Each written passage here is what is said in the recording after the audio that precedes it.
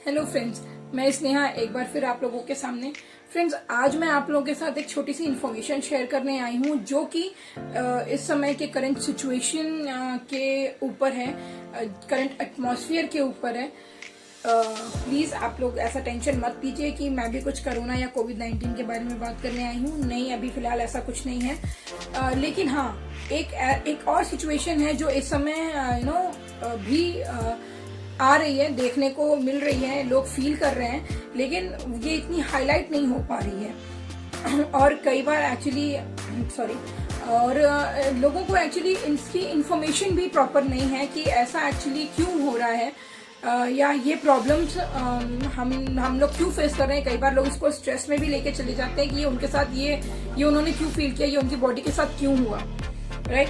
तो आज मैं उनको, उनके माइंडसेट को, उनके स्ट्रेस को कुछ कम करने के लिए आई हूँ, ताकि उन्हें भी एक लेवल पे एक टेंशन, वैसे ही हम इतने परेशान हैं, इतने टेंशन में बिकॉज ऑफ दिस कोविड-19, और हम एक और स्ट्रेस लेकर के अपने आप को परेशान ना करें। So I am here to help you out for this with this information. So let's start. अब मैं कोई बहुत एक महल नहीं तैयार कर रही हूँ कंफ्यूजन का। मेरे को मालूम है आप सभी ये सोच रहे होंगे कि मैं इतनी बातें कर रही हूँ, बट मैंने अभी तक टॉपिक नहीं बोला कि what I am going to talk about. तो मेरा टॉपिक एक्चुअली आज का ये है कि why we feel current when we touch something और एनीथिंग। मतलब हम लोग कई बार ऐसा, अभी आपने आई थिंक न्यूज पेपर्स में भी आया है ये आर्टिकल, कई बार हमको ये फील भी हुआ है कि, और इनफैक्ट सच कहूँ तो मेरे साथ ये बहुत बार हो जाता है कि हम जब कभी भी कुछ अचानक से कुछ छूते हैं तो हमें एकदम से एक शॉक सा फील होता है, एक झटका लगता है। और ये झटके कई बार हम कंफ्यूज हो जाते हैं कि ऐसा क्या हुआ, क्यों हुआ।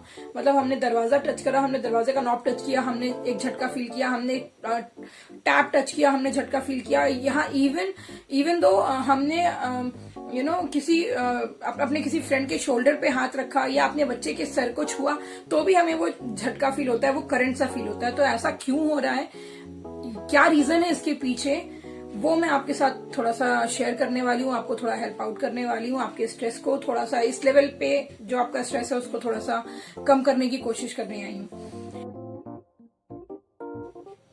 जैसा कि हम सब जानते हैं कि इस धरती पर सारा कुछ एटम से बना है। Atom means proton, neutron and electron, ठीक है। और हमको ये भी पता है कि हमारी बॉडी में ट्रिलियंस ऑफ सेल्स हैं। That is I think 117 trillions of cells हैं हमारी बॉडी के अंदर। और आप ये भी कह सकते हो इसको दूसरे तरीके से कि हमारा 99% ऑफ मास, हमारी बॉडी का 99% of mass carbon, oxygen, nitrogen, phosphorus, इससे मिलकर के बना हुआ है। That is a atom. तो अब जैसे होता क्या है कि अब आप ये चीज भी हम लोगों ने अपने स्कूल टाइम्स में पढ़ी है कि इलेक्ट्रॉन्स हमेशा मूवेबल होते हैं, वो एक जगह से दूसरी जगह पे हमेशा मूवेबल फॉर्म में होता है। और अगर हम इसको आम भाषा में बात करें ना, तो प्रोटॉन और इलेक्ट्रॉन्स को अगर हम आम भाषा में बोले तो हम उसको पॉजिटिव और नेगेटिव चार्जेस भी बोल सकते हैं। तो हम ये जानते हैं कि हम लोगों ने ये चीजें पढ़ी हैं, हम लोग को मालूम है ये चीजें कि हमेशा नेगेटिव चार्ज मूवेबल होता है, या हमारी बॉडी में जब भी नेगेटिव चार्ज एक्सीड होता है, बढ़ता है, तो वो तुरंत पॉजिटिव चार्ज की तरफ अट्रैक्ट हो जाता है। तो होता क्या है, जैसे ही हमारे इलेक्ट्रॉन्स, जैसे ही हमारा नेगेटिव चार्ज किसी भी रीजन की वजह से रेज हुआ हमारी बॉडी के अंदर, तो वो पॉजिटिव चार्ज की तरफ अट्रैक्ट होता है अपनी इम्बैलेंस को बैलेंस करने के लिए। और ये जो अट्रैक्शन होता है उसकी वजह से एक इलेक्ट्रिसिटी कॉज होती है, जिसको साइंटिफिक लैंग्वेज में हम स्टैटिक इलेक्ट्रिसिटी कहते हैं। जैसे आप बहुत लंबे टाइम तक किसी एक जगह पे बैठे हुए हैं, बहुत लंबे टाइम तक आप किसी चीज से अपने आप को रब कर रहे हैं, वो चार्ज हो रहा है, राइट। तो आपके अंदर आप बैठे हुए हो, आप कुछ टच नहीं कर रहे हो, आप बैठे हुए हो, तो आपके अंदर जो है इलेक्ट्रॉन्स के नंबर्स बढ़ने लगते हैं, राइट। फिर सडनली आप बहुत लंबे टाइम तक बैठने के बाद सडनली आप उठते हैं और आप कोई चीज टच करते हैं, चाहे वो मेटल हो, चाहे वो आप दरवाजा के नॉब को टच करिए, आप टैप को टच करिए, आप सोफे के हैंडल को टच करिए, आप अपने फ्रेंड के शोल्डर को टैप करिए, आप अपने बच्चे के सर को सहलाइए, कुछ भी आप टच करते हैं, सडनली आपको वो एक जर्क महसूस होता है, बिकॉज ऑफ जो आपके इलेक्ट्रॉन्स हैं, जो आपका नेगेटिव चार्ज है आपकी बॉडी का, वो एक्सीड हो जाता है और वो तुरंत सामने वाले के पॉजिटिव चार्ज को अट्रैक्ट करता है, तो आपको एक स्पार्क मिलता है उसके बीच में। That is a static electricity, जो आपको फील होती है, जो आपको एक झंझनाहट, एक जर्क, एक इलेक्ट्रिसिटी सी एक फील होती है, झटका फील होता है। अब ऐसा नहीं है कि अब आप बहुत देर तक कहीं बैठ गए हैं, सिर्फ यही एक रीजन है आपको आपके इस स्टैटिक इलेक्ट्रिसिटी के प्रोड्यूस होने का या आपको ये शॉक लगने का। इसका मोस्ट इम्पॉर्टेंट रीजन हम वेदर भी बोल सकते हैं, जो आजकल भी हम लोग फील कर रहे हैं। मे भी शायद आप भी उनमें से एक होंगे जिनको ऐसा जर्क फील हो रहा होगा, ऐसा झटका, ऐसा शॉक लग रहा होगा। दैट इज बिकॉज ऑफ कि जब वेदर बहुत ज्यादा ठंडा होता है या जब वेदर बहुत ज्यादा ड्राई हो जाता है, तो भी हमें ये इलेक्ट्रिसिटी, ये स्टैटिक इलेक्ट्रिसिटी प्रोड्यूस होने लग जाती है और हमें ये झटके लगने शुरू हो जाते हैं। तो कई बार वेदर भी इसका मेन कॉज होता है और max of the time whether ही इसका मेन कॉज होता है। थर्ड इसका मेन कॉज, आप सडनली आप बैठ के उठते हैं और सडनली आप किसी मेटल को टच करते हैं, ठीक है, तो एक इलेक्ट्रिसिटी के गुड कंडक्टर के साथ आप जब टच में आते हो तो भी ये जर्क आपको ज्यादा लगता है। या जैसे कि कभी आप किसी good conductor like polyester fibres जो होते हैं, जो फाइबर में जो हम कैटेगरी पॉलिएस्टर कैटेगरी बोलते हैं, हम कई बार उसके भी कांटेक्ट में आते हैं। लाइक आप ऐसा समझ सकते हो कि कई बार जब आप स्वेटर्स में होते हो तो आपकी बॉडी चार्ज हो जाती है। आपने, मेरे ख्याल से आपने नोटिस किया होगा, जब आप कभी ऐसा होता है कि अगर अचानक से आप अपने स्वेटर को रब करें एंड इफ यू अगर आप अपने कमरे की लाइट ऑफ कर दीजिए, डार्कन कर दीजिए और अपने स्वेटर को थोड़ा सा आप रब करिए, तो एक थोड़े टाइम बाद आपको एक चिंगारी जैसी दिखती है, उसके अंदर में एक स्पार्क जैसा दिखता है। That is only a static electricity, उसी को हम स्टैटिक इलेक्ट्रिसिटी बोलते हैं। इसके एग्जाम्पल्स और भी बहुत सारे हैं। आप अगर अपने हेयर को कॉम्ब करिए और हेयर में थोड़ा सा ऑयल, अगर आपके हेयर में आप हल्का सा ऑयल लगा लो और आप अपने हेयर पे कॉम्ब को ऐसे रब करो, तो थोड़े टाइम बाद आपको एक मैग्नेटिक फील्ड जैसा दिखने लगेगा। आपके हेयर उस कॉम्ब के साथ में चिपकने शुरू हो जाएंगे, तो that develops a magnetic field which is a good conductor of electricity. तो इस तरीके से भी ये भी रीजंस होते हैं एक्चुअली उस स्टैटिक इलेक्ट्रिसिटी के, जो रिप्रोड्यूस होता है, जो हमें एक जर्क, एक झटका फील कराता है। अब जब हम ये झटके खा रहे हैं, जब हम अपने ये झटके महसूस कर रहे हैं अपनी बॉडी में, तो हम एक स्ट्रेस में जाते हैं। जब हमें इन्फॉर्मेशन नहीं होती है प्रॉपर कि ये क्यों ऐसा हो रहा है, तो हम एक स्ट्रेस में जाते हैं। मेरे घर वाले मुझे मजाक में कहते हैं कि तुम्हारे अंदर बहुत सारा करंट दौड़ रहा है आजकल, तो तुम्हें हर जगह झटके महसूस हो रहे हैं। तो इस तरीके से कई सारी चीजें लोगों को बोली जाती हैं, या खुद भी पर्टिकुलर पर्सन भी इस टेंशन में आ जाता है कि क्योंकि उसके पास इन्फॉर्मेशन नहीं है, तो वो भी ये सोचने लगता है कि ऐसा एक्चुअली क्यों हो रहा है। तो now you know the reason कि आपको ये झटके क्यों लग रहे हैं, आप इन झटकों को आप क्यों महसूस कर रहे हो। अब आपको वो रीजंस पता है। अब जब आपको रीजन पता है, तो अब आप ये भी सोचोगे कि इसका सोल्यूशन भी होना चाहिए। ऑफ कोर्स हर प्रॉब्लम की सोल्यूशन है, इस दुनिया में हर एक चीज की सोल्यूशन है, हर एक प्रॉब्लम की सोल्यूशन है, तो इस प्रॉब्लम की भी सोल्यूशन है, ऑफ कोर्स है। अब वो सोल्यूशन क्या है?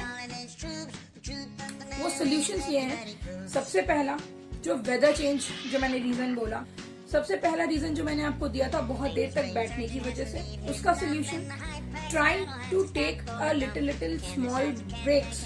आप कुछ काम कर रहे हैं, उसके लिए आप बहुत देर तक बैठे हैं, या आप किसी चीज में बिजी हैं, अपने आप को रखा है आपने, तो एक छोटा सा ब्रेक लीजिए। टच टू योर न्यूट्रल्स, आप अपने जमीन पर पैर रखिए, थोड़े से इस तरीके से अपने आप को थोड़ा रिलैक्स दीजिए, और again you continue with your work, you continue with the thing you are doing. ठीक है, पहला। दूसरा जो मैंने आपको रीजन बोला, वेदर। अब वेदर, जैसे अब आपका रूम है, आप अपने रूम के टेम्परेचर को, एटमॉस्फेयर को अंडरस्टैंड करने की कोशिश करिए। अगर रीजन इज टू हॉट और टू कोल्ड, अगर रीजन इज टू ड्राई और टू कोल्ड, को ऐसा लगता है कि आपके रूम में बहुत ज्यादा कोल्ड हो रहा है, आपका रूम बहुत ज्यादा ड्राई हो रहा है, तो आपको उसकी ह्यूमिड को मेंटेन करना है। ठीक है, आपको उसको देखना है, तो उसके लिए आप कई बार हेयर स्प्रे, जनरली जो हेयर स्प्रे होता है आप उसको यूज कर सकते हो। आप अपने रूम में हेयर स्प्रे यूज कर सकते हो, सो दैट कि आपकी एटमॉस्फेयर, जो आपके रूम का टेम्परेचर है, जो आपके रूम का एटमॉस्फेयर है, वो बहुत ज्यादा ड्राई ना हो जाए या बहुत ज्यादा कोल्ड ना हो जाए, वो मेंटेन रहे। तो दूसरा इस तरीके से आप यूज कर सकते हो। तीसरा जो मैंने रीजन बोला कि मेटल्स जो कि गुड कंडक्टर ऑफ इलेक्ट्रिसिटी हैं, हम अचानक से उनको टच करते हैं तो उसकी वजह से होता है। उसका सोल्यूशन इज कि आप जब भी कभी ऐसा कुछ आप बेयर फीट हो, आप जब भी कभी ऐसा कुछ टच कर रहे हो, आप बेयर फीट हो, आप नंगे पांव हो, ताकि आपके इलेक्ट्रॉन्स जो कि एक्साइटेड हैं, एक्साइटेड फॉर्म में हैं, वो प्रोटॉन्स को अट्रैक्ट करने की बजाय वो न्यूट्रॉन्स की न्यूट्रल हो जाए, वो न्यूट्रॉन्स की तरफ चले जाएं। ठीक है, तो उससे क्या होगा, आपका जो करंट का फ्लो है या जो स्टैटिक इलेक्ट्रिसिटी रिप्रोड्यूस हो सकती थी आपके नॉब टच करने की वजह से या कोई भी ऐसी चीज टच करने की वजह से, वो आपके बेयर फीट होने की वजह न्यूट्रल की तरफ डाइवर्ट हो जाएगी। सो आप वो एक स्टैटिक इलेक्ट्रिसिटी से बच जाओगे, आप वो एक झटका से बच जाओगे, आप वो एक करंट से बच जाओगे। दूसरा आप ये भी कर सकते हो कि अगर आप बेयर फीट नहीं तो at least don't use rubber shoes. Third point is कि आप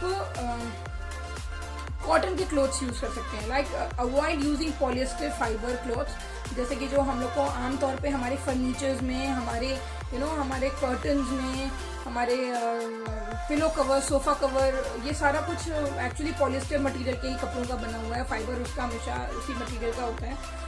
तो और हम कई बार हम पहनते भी कपड़े पॉलिएस्टर मटेरियल मिक्स हम कपड़े पहन होते हैं।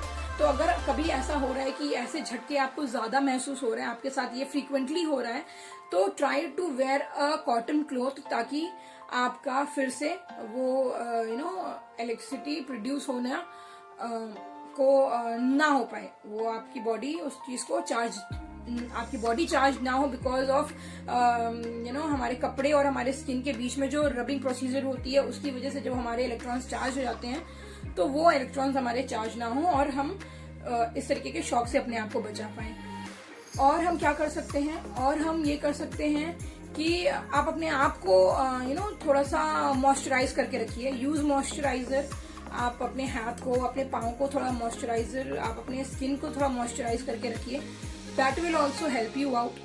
और आप अपने कपड़ों में जब आप लॉन्ड्री करते हो, जब आप अपने कपड़े धोते हो, whenever you wash your clothes, तो आप उसमें बेकिंग सोडा यूज कर सकते हो। और एक चीज आप और कर सकते हो, ये थोड़ा सा अटपटा सा सोल्यूशन है, आई नो, लेकिन ये जरूर हेल्प करेगा आपको। आप अपने कपड़ों को फ्रीज कर सकते हो, आप अपने कपड़ों को ना थोड़ा टाइम के लिए फ्रीज कर सकते हो, वो भी आपको बहुत हेल्प करेगा। और आप क्या कर सकते हैं, आप अपने हाथों को ड्राई होने से बचा सकते हैं, उसको मॉइस्चराइज करके रखिए।